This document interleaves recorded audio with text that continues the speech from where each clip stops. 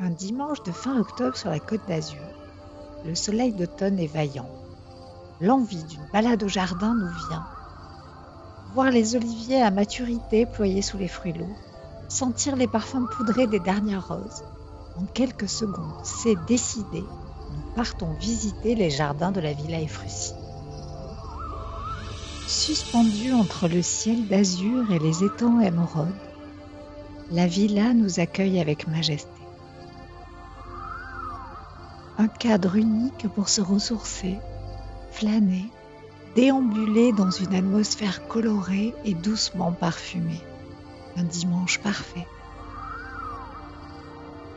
Nous avions hâte de découvrir ce jardin de Saint-Jean-Cap-Ferrat quand soudain, l'Espagne. En s'engageant dans une restanque à la découverte du jardin, une pergola ombrée surgit. On aperçoit au loin un bassin turquoise et des murs ocre jaune.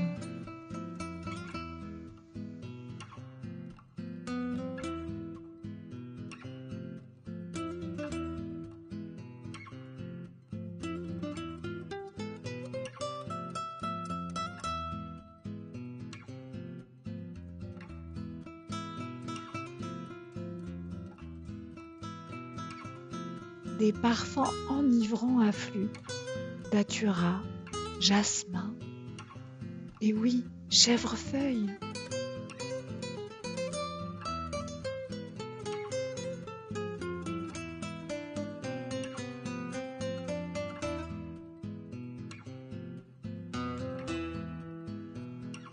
Objet de curiosité et d'émerveillement, on devine au loin une statue d'enfant, dont la force expressive nous séduit immédiatement.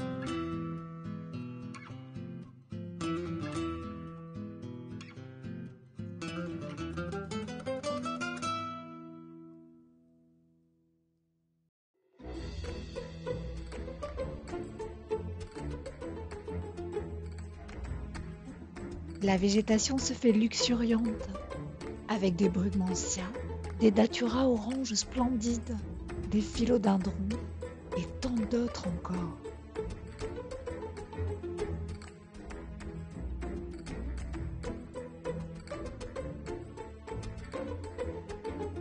Les papyrus et les grenadiers s'épanouissent sous nos yeux.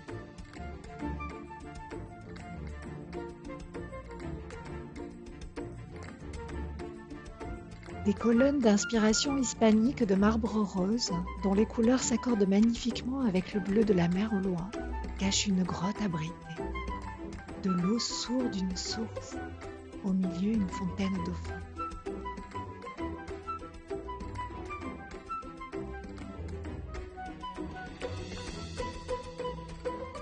Dans l'étroit canal entouré de plantes, les brugmansias et les daturas se mirent dans l'eau. Grenade, Aranjuez, Séville, nous ne savons plus trop où nous sommes.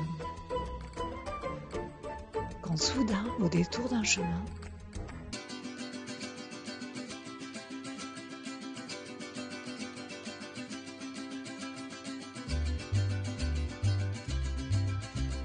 un sentier sinueux nous dépayse totalement. Et nous voici au royaume des plantes succulentes et des cactés gigantesques. Agave, figuier de Barbarie, ficus, aloès, échinocactus.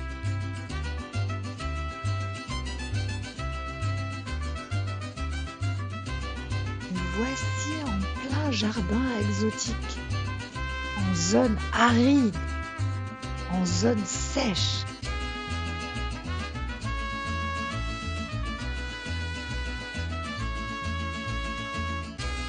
Aride mais fleuri, joliment fleuri comme ces figuiers de Barbarie.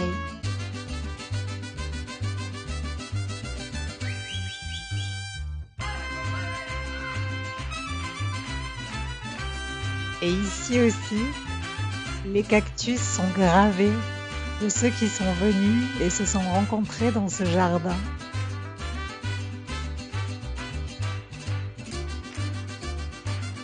Le dépaysement est total.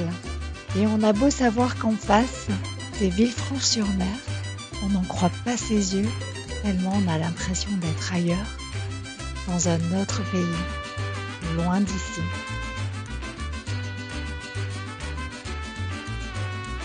Un pays où il faut faire bien attention dans le chemin, de ne pas se faire piquer. Mais quelle beauté!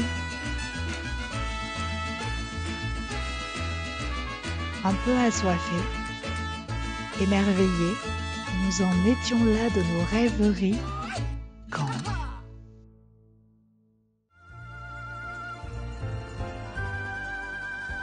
la Riviera italienne s'offre à nous, devant nos yeux ébahis.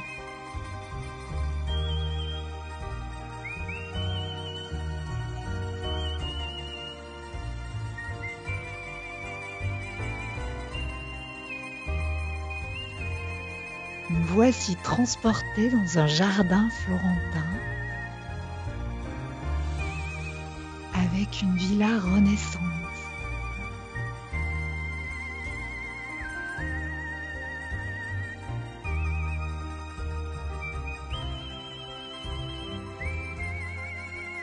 En apothéose, le temple de l'amour, avec cette sculpture d'ornement splendide. Pas de doute, on ne sait plus trop si on est à Rome, à Florence, à Venise.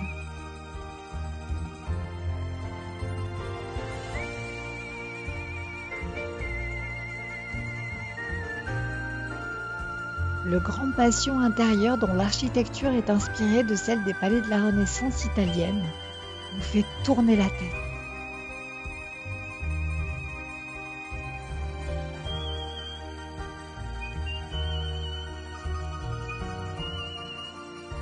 On sort prendre l'air quelques minutes pour récupérer de toutes ces beautés.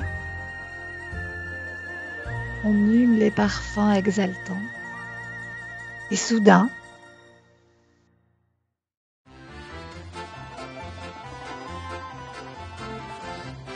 on atterrit dans la vallée des Roses, en Bulgarie, où les rosiers sont cultivés dans de grands champs en plein air. Une odeur persistante et fleurie embaume. Nous sommes dans le jardin des délices assurément. Cette roseraie pousse au pied d'un petit temple de forme hexagonale qui abrite en son cœur une exquise statue.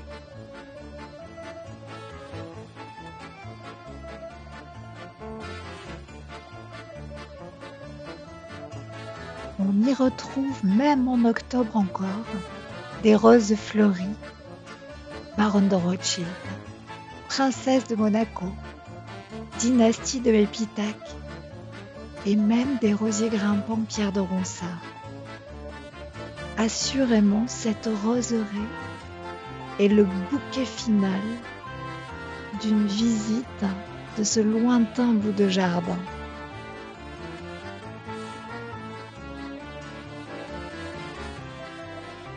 Il se dit ici qu'en 1911, une rose Béatrice Ephrussi était créée par Paul Nabonnon.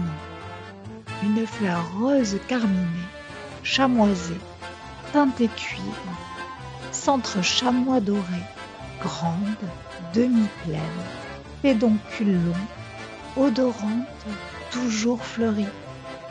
Cette rose est aujourd'hui perdue. Il nous semble pourtant qu'elle est partout à la fois.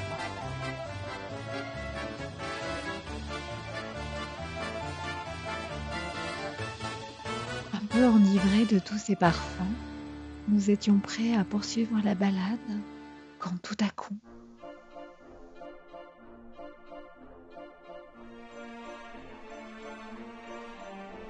notre visite prend une tournure inattendue. Musique, fontaine sont au rendez-vous pour un moment unique et glamour. Nous voici transportés à Saint-Pétersbourg, près des cascades, au milieu des jets d'eau. Splendeur.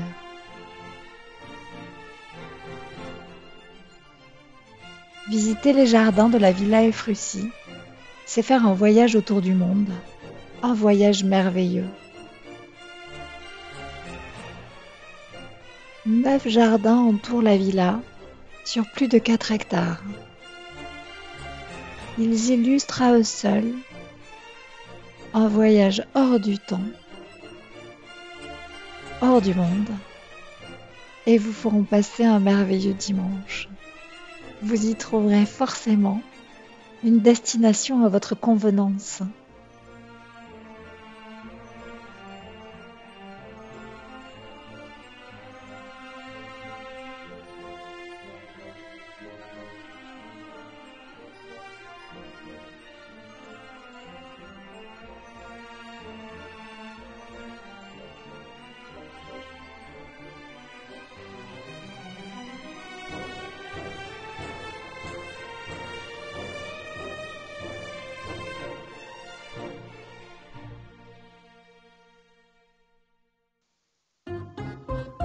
Nous vous laissons à présent et nous partons continuer notre exploration du monde et des jardins depuis cette splendide Villa Efrussi.